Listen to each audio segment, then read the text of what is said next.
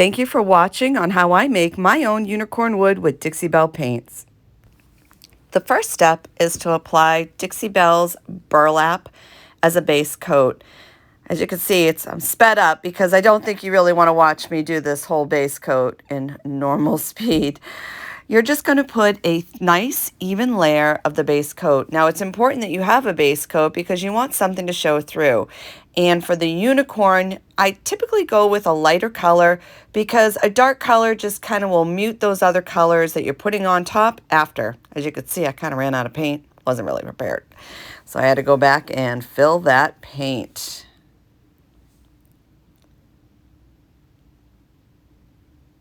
The next step is to apply Dixie Belle Satin top coat. You need to apply the top coat to your initial base coat so that when you're putting your colors on top of your base coat and you're pulling your wood graining tool through, it does not pull your paint off. Now that that's dried, and it dried really quick as you can see, we're going to start applying our base coat. So I started with Fluff, that's our base coat. I'm just throwing it on there very quickly in just areas where I just think that it'll go. No rhyme or reason. And now I throw down the mud puddle. Same thing, just sticking it on there. When we do the wood graining, it'll bring it all together. Next is the lilac. Actually, it's called Lucky Lavender. And then don't forget your sides, guys. Really important that you have your sides done. Next, we're going to add Plum Crazy, which is actually brings in the color that is on the decoupage that's on the front of this piece. I know it looks crappy, but now we're going to pull that wood grain through. As you can see, I pull it one direction, I go the other side, pull it the other direction, and I'm toggling or moving the wood graining tool just a little bit, like rocking it as I go through. And now I'm going to speed this up again. You'll see I go over the piece twice because I absolutely want to combine these colors. I don't want them to be alone. And now I'm actually going to do this on the front as well. I did notice that the paint had started to dry in blobs, so I did add a little bit there, and you'll see how I use the tool on the sides to get that wood grain look on the sides as well. And you can use the edge of your tool if you feel like the edge is where you need to use it. Some people use the full tool or just the edge. There's also teeth tools that come with them as well. I use the actual real one. I'm actually going through and I'm going to do all the sides. By the way, this was pre-recorded on a live, so you see every once in a while my mouth moving. Make sure you hit all their sides, and you're going to do exactly the same thing as you did before. Please note, I do keep a paper towel with me so that if it goes on edges or starts to like drip off the edge a little bit, I do use my paper towel to make sure that it is cleaned up and nice. And then you go over to your final edge.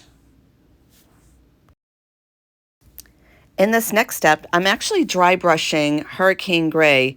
And if you notice, I've actually taken the paint and kind of pouncing it on the side of my bowl because I want very little paint on the brush. It's just enough to mute the colors a little bit and kind of bring it all together.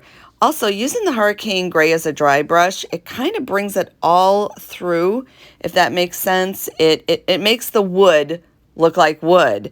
If you just had colors on the top, it would look like you just have a completely painted top, but you kind of want to give it a somewhat of a wood look.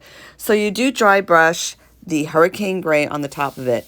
Now you could use other colors. I chose Hurricane Gray because that was the color I wanted to pull through. You can use other neutral tones, browns or grays, and that will give you the same appearance as if you would use the Hurricane Gray.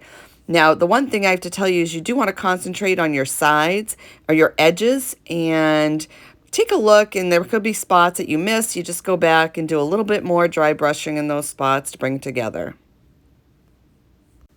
The next step is the Dixie Belle's white glaze. I'm choosing white because the base of my piece is white, and the white will actually tone down the color just enough so that it gives it a more cohesive look with the rest of the piece. Now I start at the top and then I went back trying to stay the length or going the direction of the wood grain that I just did. You don't want to go against the wood grain, you want to go with it. And guys, don't forget your sides. I don't know if you saw that. As you put the glaze on, you'll want to wipe that back. I am using shop towels. It's really easy to use. I use those. You can use paper towels. And then you want to make sure you do it on the whole piece, on the whole top, where the wood graining is.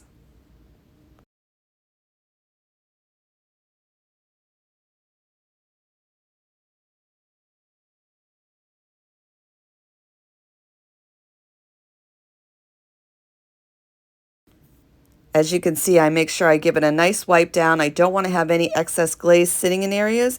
You want to keep it nice and neat and make sure there's no glaze kind of bunched up in areas on there.